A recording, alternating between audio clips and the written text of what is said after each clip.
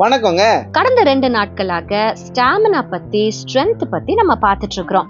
இன்றைக்கு உடற்பயிற்சி செய்வதனால நமக்கு ஸ்கில் டெவலப் ஆகுதுங்க.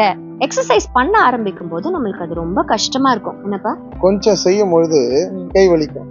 ஒரு நாள் செஞ்சா 10 தான் எடுக்க முடியும், 2 நாள் செஞ்சா 15 எடுக்க முடியும். தொடர்ச்சியாக ஒரு மாசம் பண்ணும்போது நீங்க 2-3 செட்ஸ் அந்த மாதிரி உங்களால செய்ய முடியும். You are developing a skill when you continue to do so. நம்ம கூட நம்முடைய நார்மல் லைஃப்ல ஏதாவது ஒரு விஷயத்தை செய்வதற்கு நமக்கென்று ஒரு ஸ்ட்ரென்த் ஒன்று இருக்குங்க.